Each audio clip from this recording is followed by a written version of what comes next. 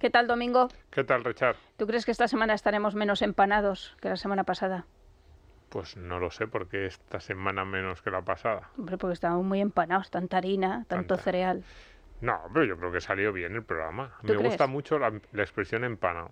¿Ah, sí? La utilizo constantemente. A Ay, mis hijos... a mí me gustan los filetes empanados. Pues yo a mis hijos constantemente se los estoy diciendo. ¿Estás empanado? Venga, muévete. ¿Y lo entienden? Sí, me gusta. A mí no sé si me gusta más empanado o lerdo. Lerdo es que No, suena a mí me gusta más empanado. empanado. Hay un filete empanado, que supongo que se inventó para ocultar un poco que la carne, ¿no? Probablemente sí, también me gusta mucho, reconozco. O sea, La cultura de lo esto es empanado. como poco fino, poco sofisticado, pero me dices, ¿comida favorita? Un filete empanado con patatas. Es así, parece que tengo 8 años, pero sigo siendo así. Pues nada, reivindiquemos lo empanado. ¿Qué tal? ¿Cómo estáis? Bienvenidos a Economía para quedarte sin amigos. Hoy volvemos con las cuatro paredes y a eso que dicen las madres de todas las épocas. ¿Cuándo me harás caso en esta vida? Pues nunca, mamá. Y si te hago caso, no lo reconoceré.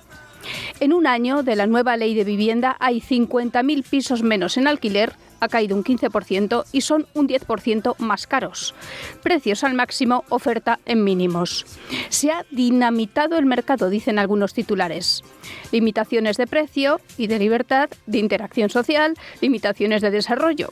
Efectos colaterales, porque la gente se busca las vueltas. Son los héroes de nuestro tiempo, los que intentan burlar las leyes intervencionistas de los gobiernos de todos los colores.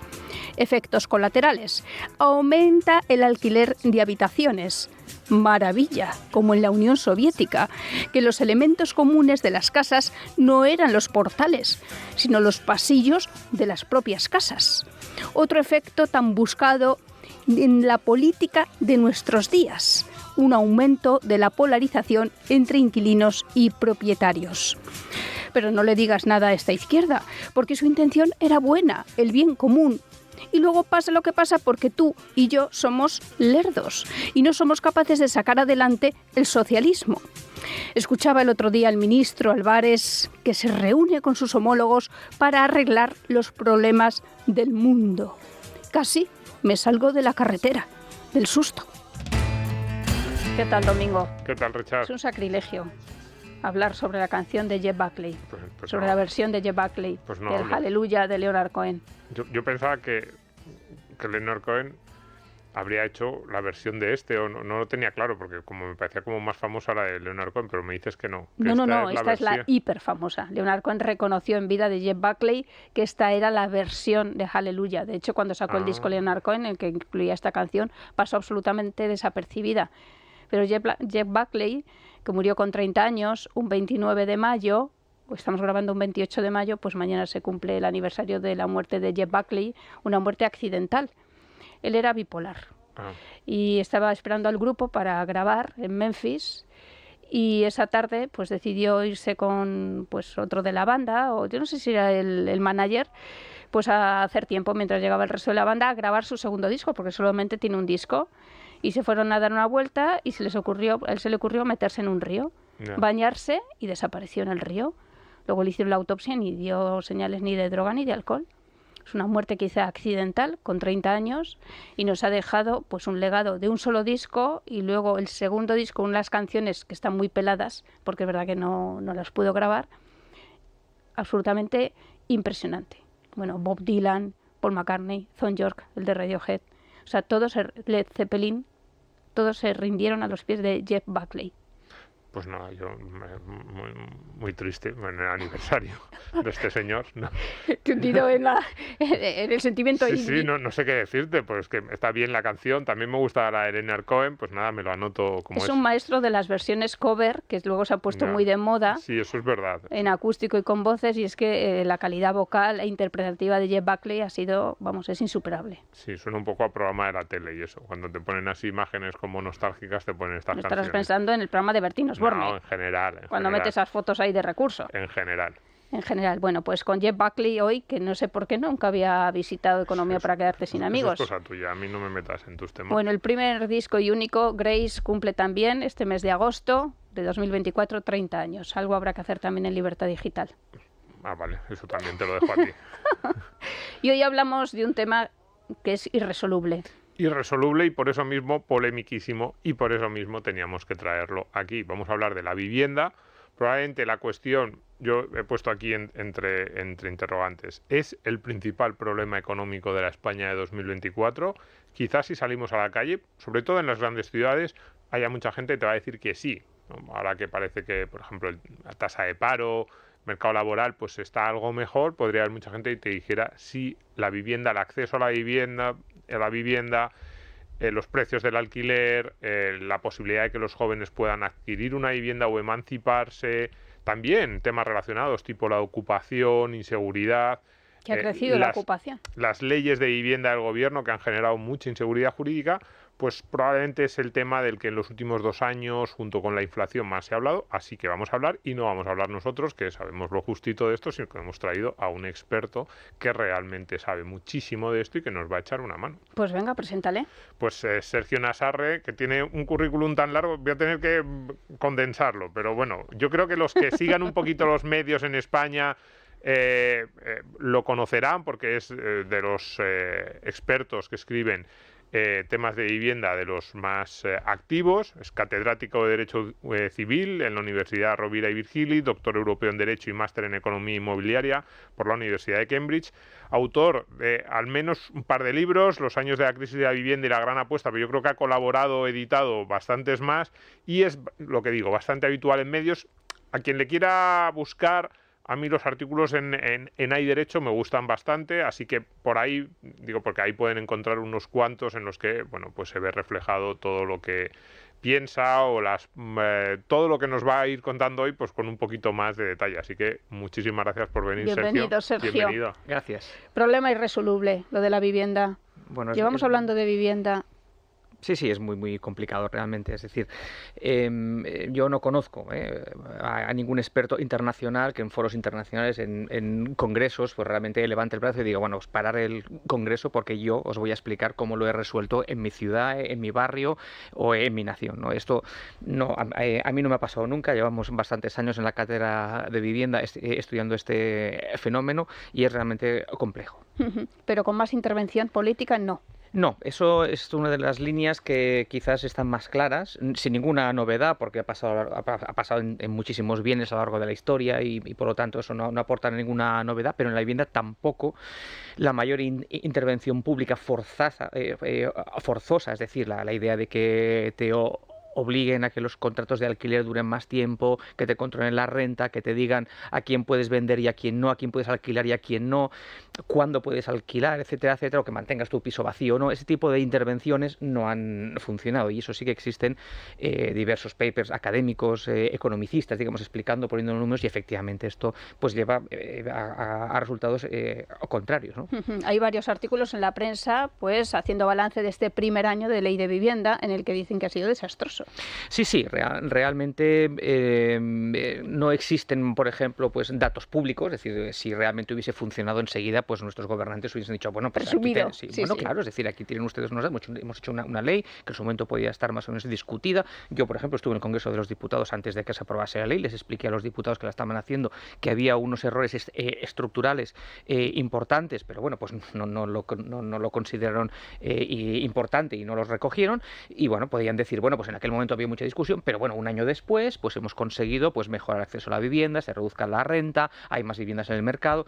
Bueno, pues no existe ese informe público para entendernos y existen datos privados que se les puede dar el valor que se les quiera dar, pero realmente estamos hablando de un aumento de las rentas de los alquileres entre un 3-4% hasta un 14%. Dos cifras, en algunos sitios. Sí, y una disminución de la oferta de viviendas en el mercado pues bastante considerable, pues entre un 20 y un 30%, ¿no? Es gracioso porque esto ya lo dijimos que iba a pasar. Sí, yo... A mí me sienta mal, esto de sacar la bola de cristal y acertar. Prefiero no acertar muchas veces. Sí, realmente es un poco triste, ¿no? Es el no se podía saber, ¿no? Cuando sí que se podía saber, ¿no? Entonces, bueno, es una pena. Y especialmente porque las leyes de vivienda no son leyes inocuas, ¿no? En el sentido de que da un poco igual lo que se diga porque no afecta a nadie o afecta a cosas tangenciales, ¿no? afecta a muchísima gente y afecta especialmente a los menos favorecidos, a las personas con ingresos medios bajos, ¿no? Porque ahora les piden, por ejemplo. Claro, es decir, la gente con mucho dinero ya tiene sus recursos, sus vías, ¿no? No necesitan hipotecas, no necesitan alquilar, ellos ya tienen sus vías, ¿no? Pero sobre todo la gente, clase media y media baja, y la clase baja, estos han sido los más afectados, que han quedado permanentemente excluidos del acceso a la vivienda, y no solamente a raíz de la ley nueva, de la 5/2013, sino que además han sido excluidos especialmente desde la crisis financiera mundial desde 2007, ¿no? Me gusta ese apunte porque es verdad, en los últimos 2 o 3 años se ha agudizado, se ha acentuado el problema, pero quizás es algo que viene de aquellos años 2007-2008. En España la salida de la burbuja se tradujo en una serie de medidas que en principio iban dirigidas sobre todo a, no sé cómo decir, racionalizar lo que estaban haciendo los bancos, que es verdad que se cometieron muchas locuras en los años previos a la burbuja. Aquellas hipotecas que te daban, que te cubrían la casa, el coche, las vacaciones, lo que tú quisieras, ¿no? Los gastos de constitución, te lo cubrían todo, y al final acabas teniendo una hipoteca por el 120% del valor por el que estabas comprando la casa, con lo cual ya de inicio tenía que subir la casa un 20% para que justificara ese préstamo, ¿no? Entonces es verdad que aquello fueron prácticas, pues probablemente no las mejores del mundo, pero se endureció mucho, se le pusieron una serie de normas a los bancos de todo tipo, de capital, de riesgo, que probablemente el efecto indeseado ha sido que a muchas personas de bajos ingresos, tanto familias de bajos ingresos como los que podemos tener en la cabeza, como jóvenes, que a lo mejor son jóvenes, que dices, pues este joven no es de bajos ingresos porque viene de una familia de clase media, media alta, pero claro, él está empezando a trabajar, el padre no tiene dinero para darle 200 o 300.000 euros para que dé una entrada a la vivienda, y de repente se encuentran con una montaña, con un muro infranqueable con el que poder acceder a la vivienda. No sé si esa es la sensación que tienes de lo que ha pasado en España en los últimos 15 años. Sí, totalmente de acuerdo. A eso se le añade que durante los 5 primeros años nadie hizo nada. Es decir, si os acordáis, era la época pues de los brotes verdes, ¿no? Ya decían que en 2009 iban a llegar, pues ya empezaban a brotar otra vez y que iba a funcionar todo muy bien, que el sistema financiero español era de los más sólidos del mundo, que no había habido burbuja, es decir, había una negación de la crisis. De la realidad. Efectivamente, lo que agravó esa situación, ¿no? Las primeras medidas no llegaron hasta 2011 a finales y 2012, fíjate, y fueron efectivamente meramente paliativas, es decir, bueno, intentando a lo enfermo frenar, ya, claro. sí, frenar un poquito las consecuencias de esto, pero cuando llegaron ya pues leyes digamos estructurales, ¿no? Como la 1/2013 o la 5/2019, no se les ocurrió otra cosa más que imponer medidas que impedían a la clase media, media baja, jóvenes, etcétera, acceder a una hipoteca, porque se demonizó la propiedad privada, se demonizó las hipotecas y se dijo que estos no.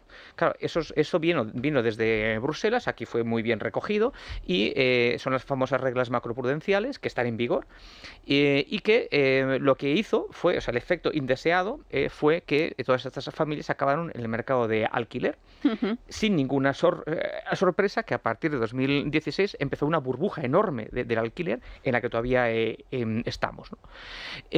Porque claro, la oferta de alquiler es la que es, y claro, todas esas familias de algún sitio tenían que vivir, ¿no? ¿Qué ha pasado? Bueno, pues el siguiente efecto indeseado es que, los que os dedicáis a temas de economía y los juristas, ya sabemos que la propiedad privada, cuando se le impide a ciertas personas, no desaparece por arte de magia. Es decir, ese gran demonio, digamos, de la propiedad privada o de compra, pues no se extingue, sino que se acumula, ¿no? Y lo que ha sucedido es que esto se ha acumulado pues en grandes tenedores, es decir, en grandes fondos de inversión internacionales que pues hace 10 años, 12 años tenían un volumen del mercado del 2%, pues bastante anecdótico, pues se ha duplicado hasta triplicado en los últimos 3 años, acaparando inmuebles y alquilándoselos a las familias que antes los podían comprar. O sea que justo aquello que nos están diciendo contra lo que tenemos que luchar, que son los grandes fondos, yo no tengo nada en principio en contra, pero bueno, que es verdad que tienen unas peculiaridades, esos fondos que llaman fondos buitre y que van acumulando grandes cantidades de vivienda, justo han sido los que se han beneficiado de las normas que en teoría iban dirigidas a casi a expulsarles del mercado y a proteger a los más vulnerables. Sí, y además hay que añadir ahí que en 2023, según las estadísticas del Colegio de Registradores, se rompieron todos los récords de la compra de vivienda en España por parte de extranjeros, que pasó de un 4 o 5% en 2007, 8, 9 al 13, 14% casi en 2023. Y en provincias, digamos, o comunidades tan complicadas como las Islas Baleares, están llegando pues a un 25-30%. Es decir, es una barbaridad. Y entonces, claro, dice, bueno, es que tenemos un problema de vivienda. Efectivamente. Es que están comprando los fondos. Efectivamente. Es que están comprando los extranjeros en lugar de españoles. Efectivamente. Pero lo que han hecho estas leyes los últimos 17 años es no dejar a los españoles comprar. Claro, y es que además no ahorramos. Claro, es que hay muchos problemas asociados. Pues que no ahorramos, que como se demonizó el tema de la vivienda, al final era donde las familias invertían, porque era como su fondo de inversión. Aquí lo hemos comentado muchas veces. En fin, yo llevo 2 días o 3 hablando del alquiler de la vivienda porque está imposible. La gente está desesperada con el alquiler de la vivienda. Sí, sí. Y un concepto que yo no conocía es el de inquiocupa, que ahora comentaremos, el inquiocupa. A ver, muchísimos temas polémicos, además de los que habla todo el mundo en la calle, que a veces tiene algo de tópico, algo de cuñadismo, pero cuando te encuentras cada vez a más gente que te comenta estas cosas, dices, pues va a haber algo de verdad.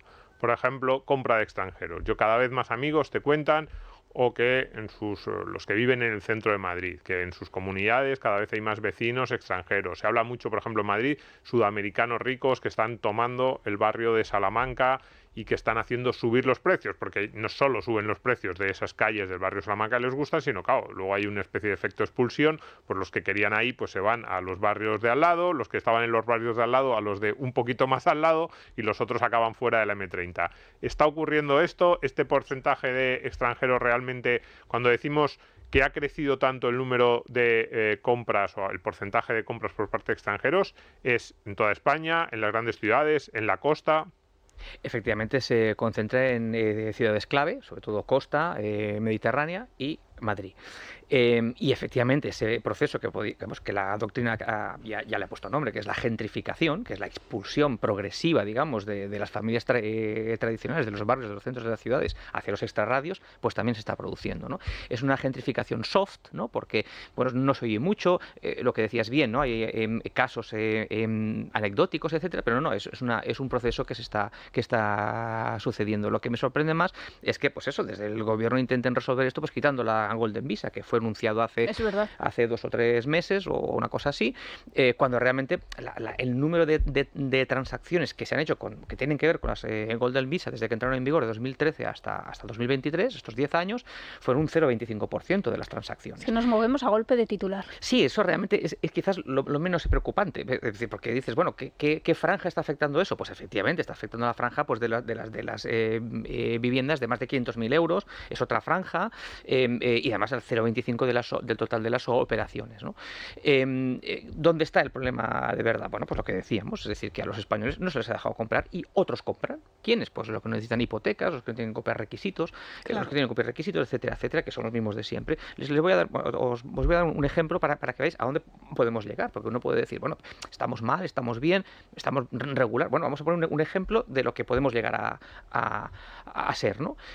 Suiza, ¿no? Que a veces siempre se pone, ¿no? Pues como ejemplo de país nórdico, bueno, está en el centro, pero a efectos de viviendas es nórdico, funciona bien, pues con sus prados, sus cosas. Bueno, realmente el 35% del stock inmobiliario en Suiza está en manos de 6 grandes fondos.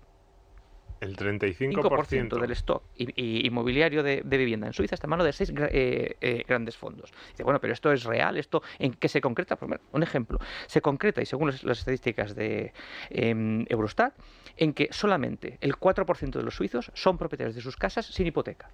En España es el 45%, somos el 45%. Fíjate qué diferencia. Claro, es decir, podemos ir a peor, o sea, queremos realmente llegar a un país en que solamente los ricos, los grandes fondos extranjeros, sean los disponible, correcto, claro, sean los propietarios de sus viviendas y los demás tengamos que conformarnos siendo los inquilinos de esos grandes fondos o de esos grandes propietarios, ¿no? Yo creo que España nunca ha sido así, Italia nunca ha sido así, Portugal nunca ha sido así, Malta nunca ha sido así, y yo creo que no tenemos que ir hacia ahí, pero las políticas de vivienda de los últimos 17 años nos están llevando hacia esto, ¿no?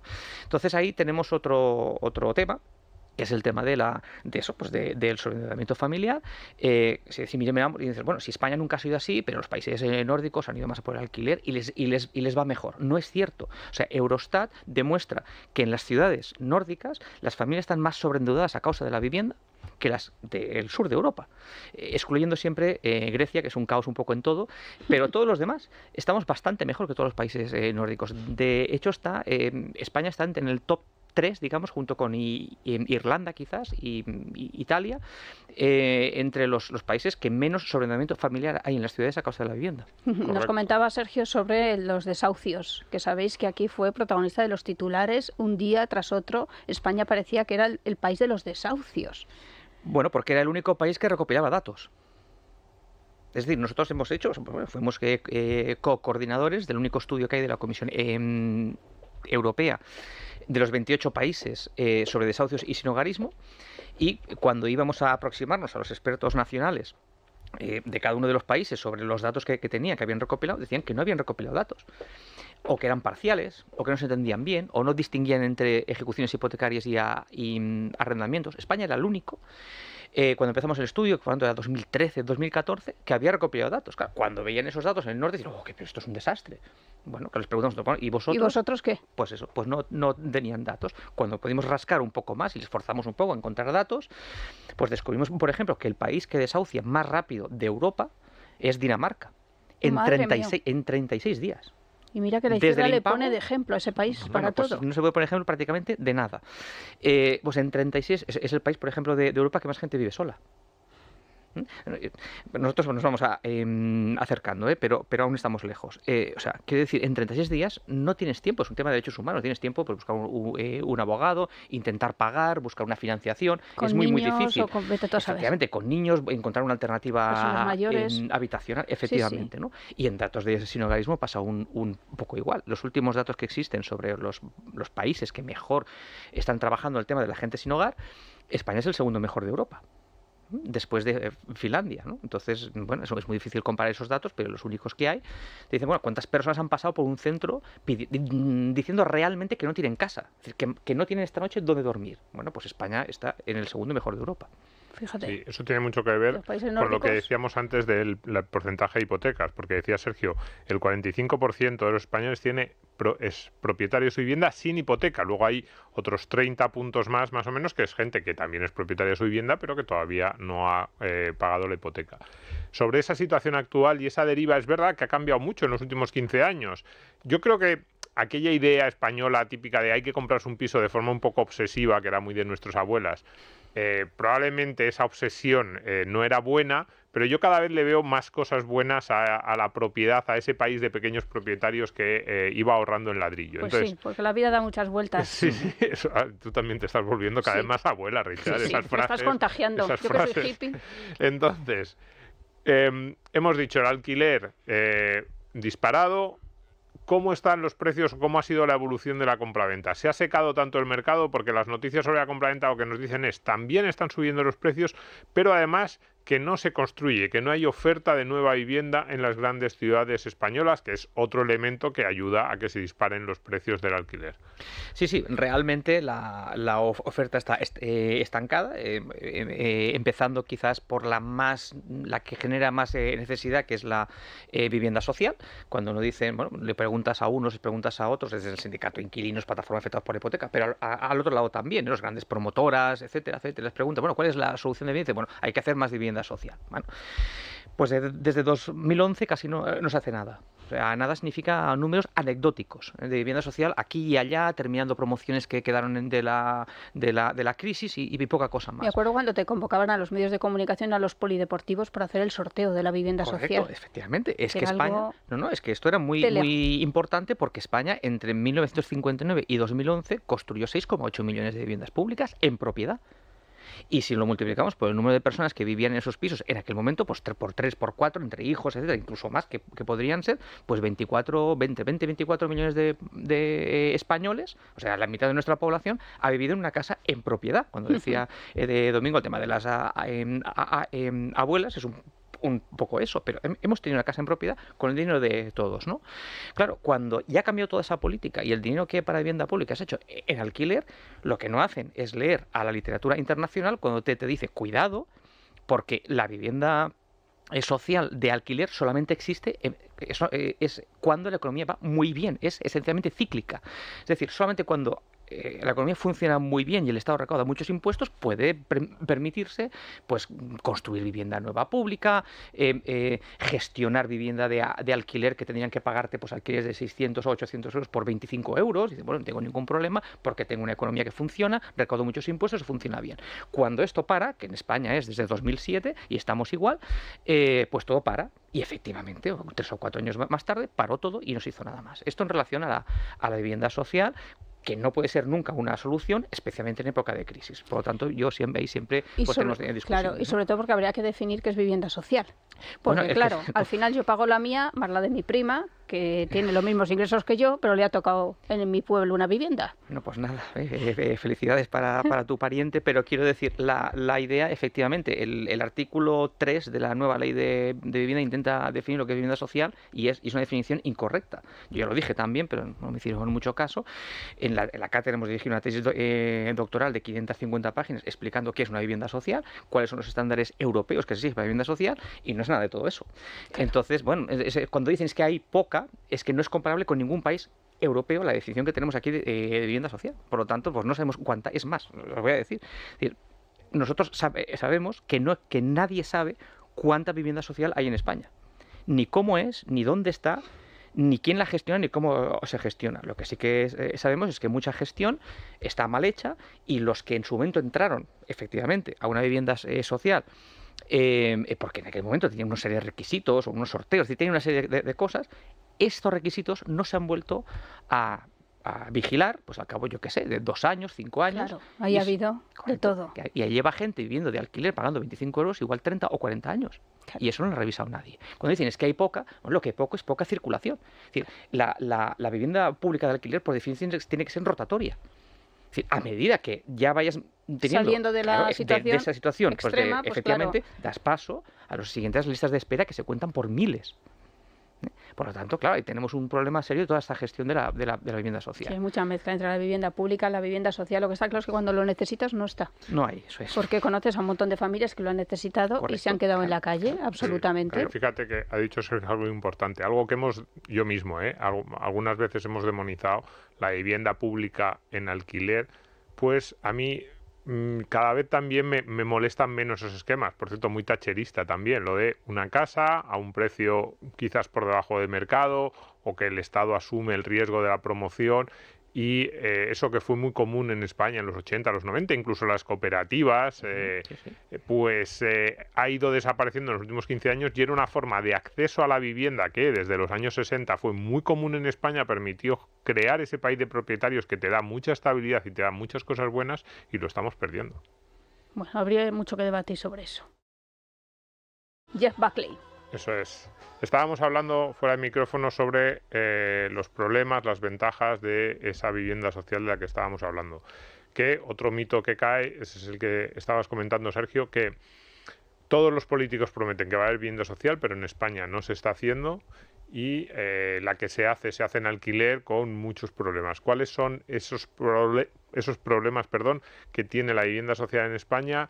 Esa sensación de que se hace poco y lo que se hace mal. Y lo que hay incluso está vacío en este momento. Sí, porque realmente cuando hay que hacerla, como decíamos, hay que hacerla en época del boom. Es decir, cuando el Estado tiene mucho dinero, las administraciones públicas, dice, bueno, pues podemos destinar pues una cantidad de nuestro presupuesto a hacer vivienda pues a un precio asequible, digamos, de manera que pueda impactar en el mercado, es decir, que realmente pueda dar tal. Pero claro, fijaros que es un momento en el cual no la quiere nadie ni la necesita nadie, porque la economía va toda muy bien y suele quedarse ahí pues sin hacer mucha cosa, ¿no? Claro, cuando llega problemas claro, y además lo que sucede entonces es que en aquella época los suelos mejores, digamos, pues se adjudican pues a los desarrolladores privados, ¿no? Que bueno, pues que desarrollan ahí. En aquel estado pues se conforma pues con los suelos pues quizás más alejados, o en pueblos o en sitios donde pues hay poca actividad económica, y ahí pues pueden incluso sacarle más rendimiento a ese dinero extra que tienen y poder construir un poco más. Bien, ¿qué pasa entonces? Bueno, cuando viene la crisis, bueno, pues esos estos pisos siguen estando ahí, siguen estando sin que nadie los habite porque no hay nada que hacer, es decir, nadie se ha preocupado en la época de bonanza de repartir cartas y que haya actividad económica, haya oportunidades para los jóvenes, se puedan quedar ahí, no tengan necesidad de irse a las grandes ciudades, de conmutar, etcétera, etcétera.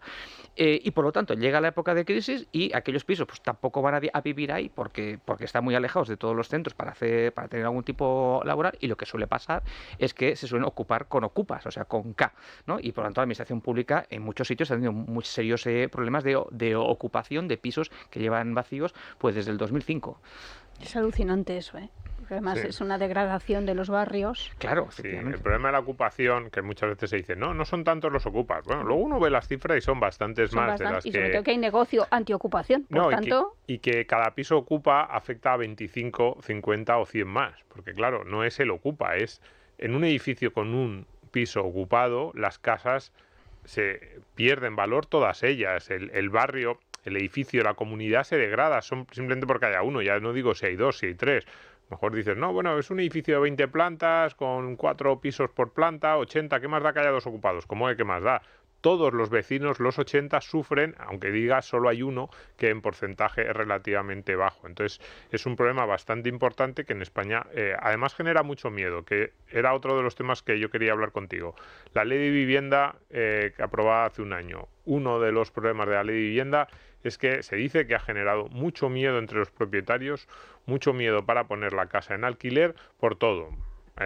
Esto no tiene exactamente que ver con la protección de los ocupas, pero también un poco la sensación de que el gobierno protege al que está en una casa, tenga o no tenga título, y si tiene título, esos que se llaman inquiocupas todavía más. La sensación de que si alquilas la casa a la persona equivocada, estás perdido y que vas a tener muchísimas dificultades, y que eso está en un momento especialmente delicado como este que estamos hablando, en el que no hay nueva oferta, está sustrayendo oferta todavía más del mercado. Esto Pero es los así. inquilinos no encuentran casa. Y los que quieren buscar no la encuentran, o con unas exigencias, sobre todo en cuanto a garantías, muy, muy altas. Sí, efectivamente, creo que el diagnóstico es correcto. Es decir, hay una palabra mágica que los juristas utilizamos a menudo, que es seguridad jurídica. Seguridad jurídica quiere decir, bueno, cuáles son las reglas del juego, y entonces poder decidir yo si entro en ese juego o no entro.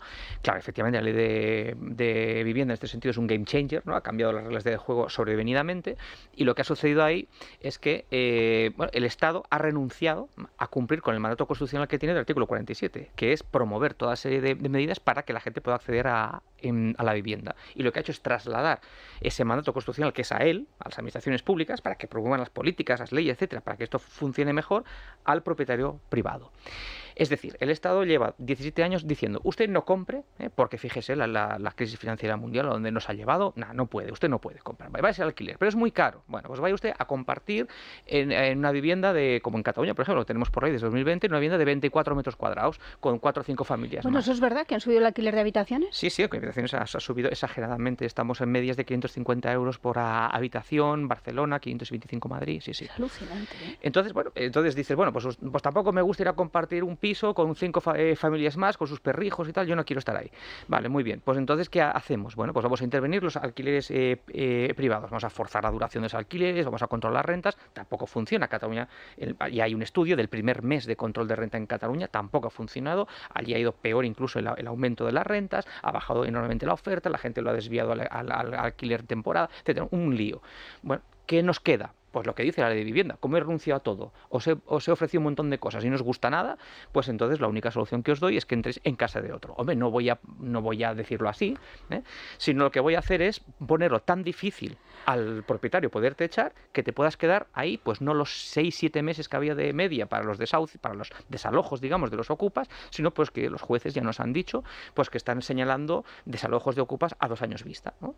Dice, bueno, pues en Cataluña tenemos una expresión que es qui días pasa, anys empeny, es decir, el que pasa días, ¿no? Pues pasan los años. Es decir, bueno, no tengo una solución para ustedes ahora, les he dado un montón de recetas, ninguna les ha gustado o no les han funcionado, pues pónganse ahí. Entonces, Efectivamente, cuando vemos las personas que dicen, no, pero el efecto de la ley de vivienda no es tan malo porque solamente Cataluña ha hecho el control de renta, el resto del Estado está bien. No, ha creado inseguridad jurídica también, efectivamente, como decía bien Nuria, a las personas que han alquilado a familias estándar y que tienen el riesgo de decir, bueno, yo no sé si voy a volver a alquilar porque se me pueden quedar dentro, pagar un mes, pagar 2 meses, quedar dentro y efectivamente señalar plazos, etcétera, a 2 años vista para el juicio. Y posteriormente, pues la ley también, que también está en vigor para toda España, les deja varios meses más extras después de la sentencia poderse quedar. Luego la obligación en algunas comunidades autónomas como Cataluña de ofrecerles una vivienda alternativa al desahucio, y eso se puede alargar. Y claro, los propietarios pues son muy prudentes y dicen, voy a buscar otras vías, o lo mantengo cerrado, o lo dedico, como decías muy bien, a la compraventa y a otro tipo de historias, o lo hago al alquiler de temporada, ¿eh? Que claro, eso, o sea, hay un riesgo, porque naturalmente si te pillan, es decir, si realmente utilizas el alquiler de temporada, algo que es en residencial, cualquier juez lo va a recalificar y lo va a considerar como residencial y se aplicará la LAU y todos los efectos que hemos dicho independientemente. Pero es igual, es decir, el hecho está en que, bueno, están destrozando, digamos, el escaso mercado de alquiler que ya teníamos, y la ley de vivienda, pues efectivamente, no, como todo pasa con todas las políticas, no se tiene que evaluar por sus intenciones, sino por sus resultados, ¿no? Claro, y a esto se suma el alquiler también para pisos vacacionales, que ha aumentado, claro. Eso iba a decir también. Eso es otro mito que tiene algo que ver, evidentemente, es en las grandes ciudades, sobre todo en el centro de las grandes ciudades, crece el porcentaje de pisos que están destinados al alquiler vacacional, el Airbnb, puede hacer subir los precios, pero ¿afecta tanto a los precios? O estamos hablando, aquí ya tuvimos un programa sobre eso y decíamos que evidentemente afecta, pero que no es el problema este problema de conjunto que vemos en España de acceso a la vivienda no puede ser por esos pisos que en el centro de Madrid, Barcelona y otras ciudades turísticas están dedicadas al alquiler vacacional. Bueno, pues efectivamente, aquí podemos aplicar aquello que decís los economistas, ¿no?, de que correlación no es causalidad, ¿eh? Entonces, efectivamente, es lógico, digamos, que en aquellas ciudades o en aquellas regiones donde sean más atractivas y por lo tanto suba el alquiler residencial por naturaleza, porque la gente tiene que ir a vivir ahí o porque no hay políticas de cohesión territorial, como decíamos antes, de generar oportunidades en otras partes del territorio y los jóvenes tengan que ir a trabajar ahí. Es normal que suba el alquiler residencial, es normal que suban los precios de las viviendas para las compraventas y es normal que suba el alquiler vacacional, pues porque pues es una ciudad atractiva o lo que sea. Por lo tanto, eso es correlación y eso ahí, pues bueno, pues esto es normal para entendernos. Lo que no existen tantos estudios, yo solamente conozco 2 y de hace ya algunos años, que efectivamente lo único que dicen es, bueno, vamos a evaluar la causalidad, es decir, si realmente el alquiler turístico afecta al precio del alquiler residencial. Y bueno, estos estudios lo que están diciendo es que afecta al 0,01% del precio del arrendamiento residencial y a las compraventas al 0,03%, ¿vale? Y además hay problemas metodológicos y tal que los otros autores pues han cuestionado porque no está tan claro que sea así. Pero bueno, es decir, en cualquier caso, los pocos que hay dicen que el efecto es bajísimo. ¿Qué es lo que afecta más? Pues lo que os decíamos antes, lo que afecta más es no dejar lo podemos resumir como no diversificar las formas de tenencia de la vivienda. Es decir, el monocultivo, para entendernos, de solamente propiedad, lo que pasaba antes de 2007, yo creo que lo habéis explicado muy bien, o el monocultivo que ha pasado después, no, todo el mundo a alquilar y en 2016 llega la burbuja, lo que ustedes tienen que hacer es diversificar las formas de tenencia de la vivienda, pero no con recetas mágicas como el control de renta, las cooperativas o los cohousing, o metas si hay con 4 familias más, sino a través, pues por ejemplo, con otras recetas como la que tenemos en Cataluña con las tenencias intermedias. Sí que es verdad que yo creo que lo que afecta, por ejemplo, los pisos vacacionales es que si tú estás ahí de inquilino, pues claro, estás todo el día con un trasiego de gente y te tocan el teléfono y a las 3 de la mañana unos alemanes que quieren subir a su piso, pero como no hay nadie, es decir, un poco dentro de todas las diferencias como si tienes un piso ocupado. Pues claro, es que ya tu portal de vecinos ya no es tu portal de vecinos. Sí, pero de hecho yo en los alquileres vacacionales mi propuesta es que las comunidades regulen si se puede alquilar un piso bajo ese modelo o no. A mí me parecería razonable que en los estatutos de las comunidades dijeran, oiga, estos pisos se pueden alquilar bajo ese sistema o no. Ahí a cambio de ganar tranquilidad, probablemente el piso a lo mejor pues también valía menos, es decir, habría una discusión en la comunidad, oye, si permitimos que se alquilen para este tipo de situaciones, pues a lo mejor los pisos vayan algo más, porque tenemos más demanda, podemos captar a otro tipo de compradores. Si no lo permitimos, pues vamos a tener una casa pues más tranquila. Yo soy más amigo de ese tipo de propuestas, es decir, que sea comunidad a comunidad, incluso en un momento dado barrio a barrio, que estas propuestas de en todo el estado establezco la misma solución para los alquileres vacacionales, porque puede haber comunidades de vecinos en el centro que digan, oye, estamos encantados porque eso genera dinamismo en el barrio, genera que los precios suban, genera más actividad, y puede haber otras comunidades de vecinos en barrios más residenciales que digan, no, preferimos, aun perdiendo esa opción, porque claro, tú también te estás limitando a ti mismo el uso de tu propia vivienda, pero aun perdiendo esa opción, prefiero que no se alquile. Me está diciendo Sergio que lo de que las comunidades de vecinos puedan determinar si está aprobado o no en la comunidad que sea alquiler vacacional. Ya llevo unos años aprobado. 2019, ¿no, Sergio? Lo cual a mí me parece razonable.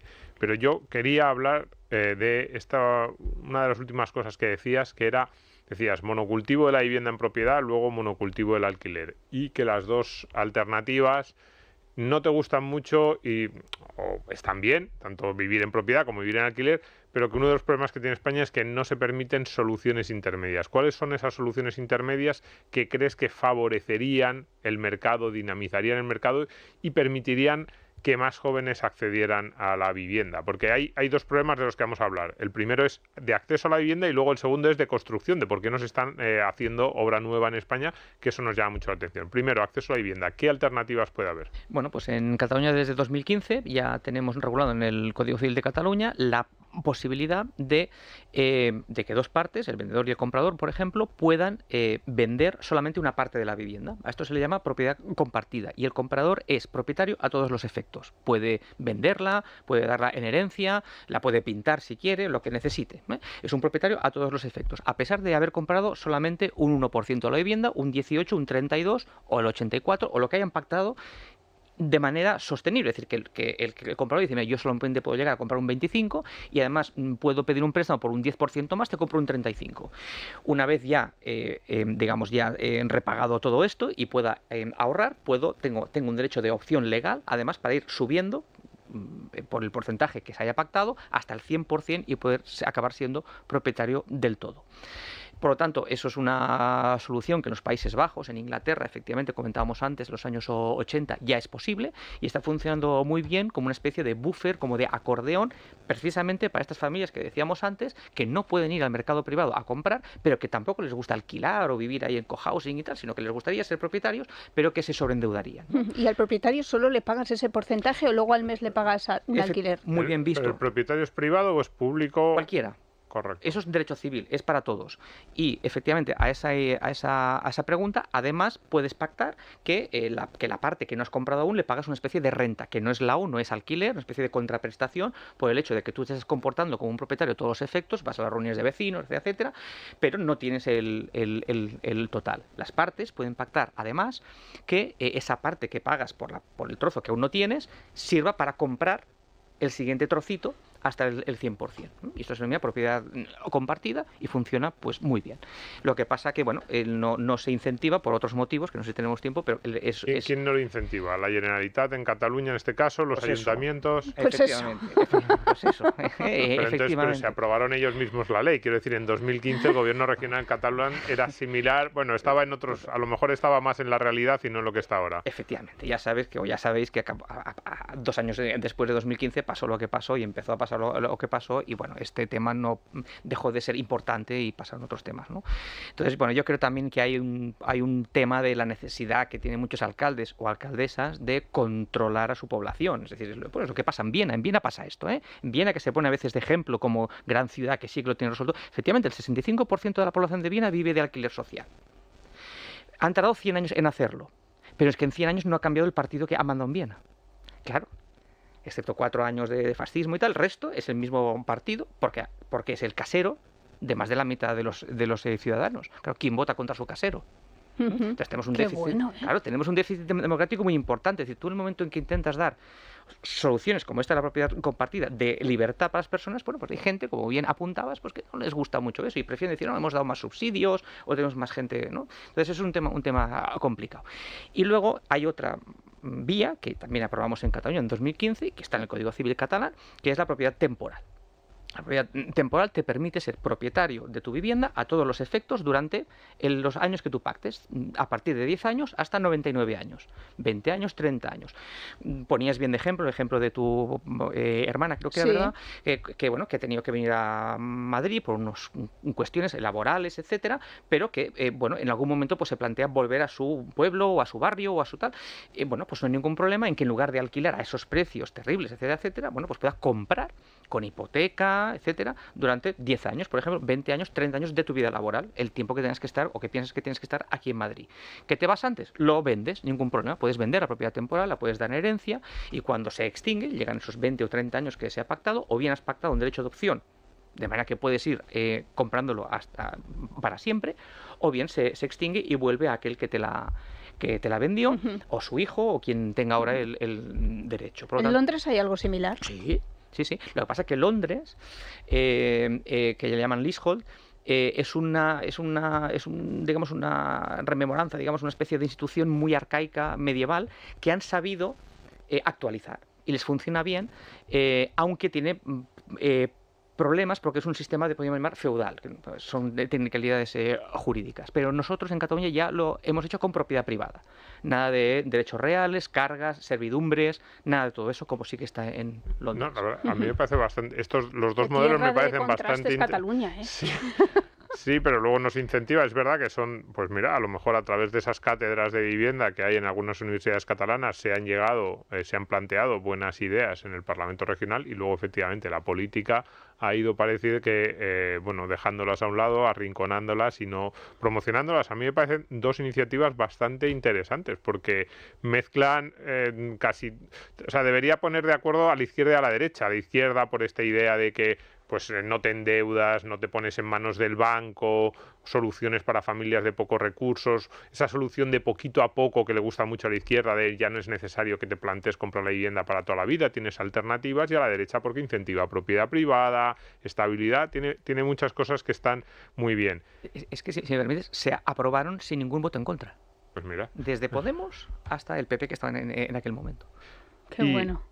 Decíamos antes, para solucionar, son soluciones desde el lado del acceso a la vivienda. ¿Qué hacemos para esos jóvenes, esas familias de pocos recursos que parece que tienen dificultades desde que estalló la burbuja y esas hipotecas ya dejaron de ser esas hipotecas un poco enloquecidas y ahora te piden una entrada del 20, el 30% del valor de la vivienda y la gran mayoría de los jóvenes cuando hablas con ellos lo que te dicen es si yo podría pagar bueno, la gran mayoría, un porcentaje alto te dicen yo podría pagar la hipoteca, lo que no tengo es la entrada. Este tipo de soluciones podrían ayudar.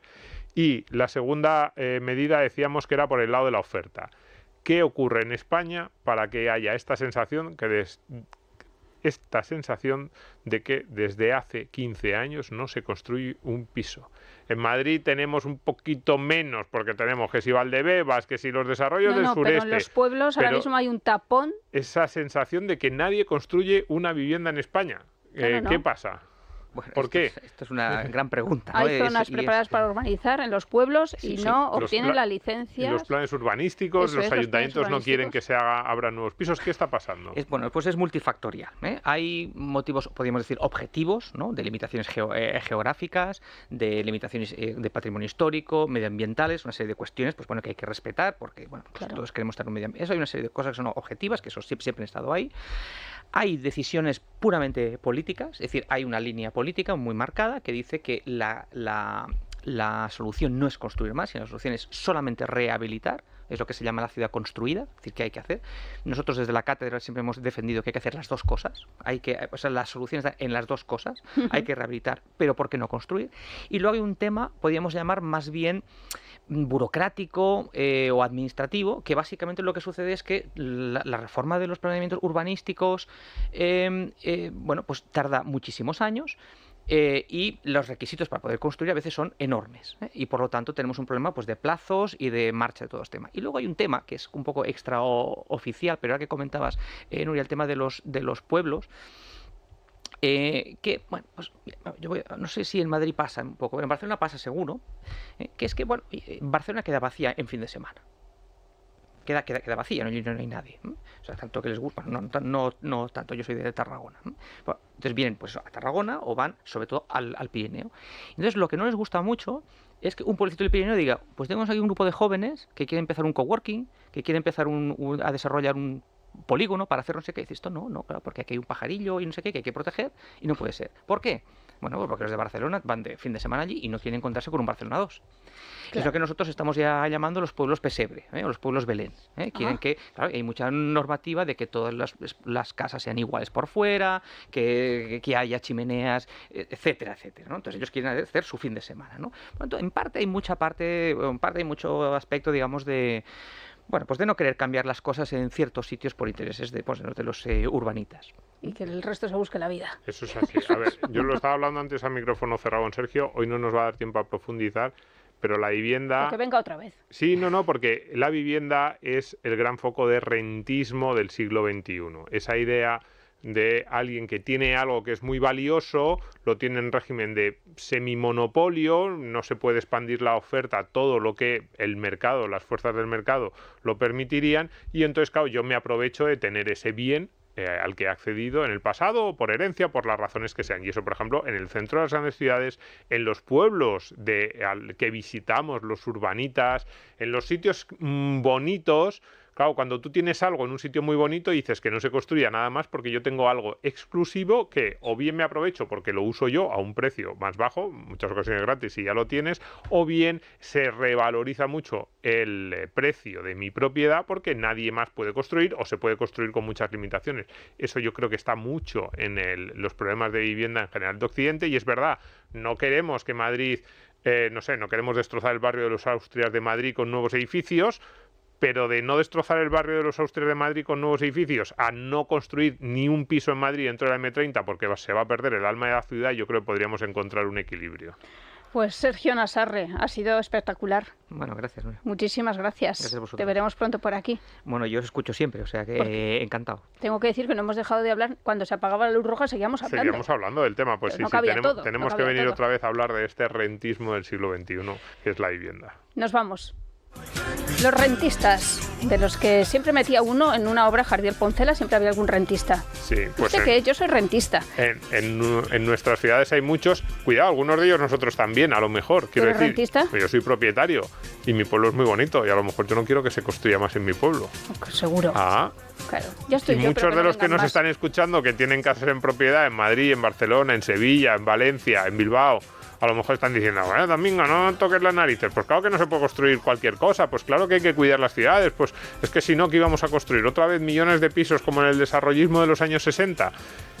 Déjame a mí con mi chalet esto de es más 3.000 metros cuadrados y a los demás... Digamos que esto es más complejo, no con el chalet, pero esto es más complejo, pero tenemos que saber que las cosas que las decisiones que tomemos tienen consecuencias. ¿Y cómo transforman nuestra vida en nuestras ciudades? Proteger el centro de las grandes ciudades, como se protege ahora mismo en Europa, lleva aparejado de forma ineludible un incremento de los precios de la vivienda porque hay mucha gente que quiere acceder a esos centros de las ciudades, a las periferias más cercanas, porque hay las sinergias de los centros urbanos, y eso va a tener consecuencias. Así que probablemente tenemos que encontrar un punto intermedio en el que, sin destrozar nuestras ciudades, permitamos que la oferta de vivienda se amplíe mucho más. Y reflexionemos sobre eso de demonizar la propiedad, que es demonizar nuestra libertad. Pues sí, desde luego lo peor que tienen las nuevas leyes de vivienda de este gobierno es esa idea de que está mal tener una casa en propiedad. Pues nada, que volvemos en una semana más o menos, que estamos en el radio a las 12 de la noche los domingos, ¿verdad? Y también estamos en YouTube. En YouTube nos pueden ver. Somos un poco desastrosos, nosotros no recordamos nada, o sea, nos vendemos peor que... Todas las plataformas de podcast, en YouTube y en el radio los domingos a las 12. ¿Y tenemos algún correo electrónico? Sí, eso... ¿Lo ves? Es que somos un desastre. El próximo programa lo digo. Claro, no vamos a dar el nuestro. Porque claro, mira, Sergio nos había escrito al correo. Apúntate, que hay que dar nuestro correo electrónico. El próximo programa lo digo también. Del podcast dejamos también el correo. Voy a intentarlo. Venga, que nuestros oyentes son muy sabios y aportarán mucho a este programa. Venga, un abrazo enorme a repartir. No te marches más.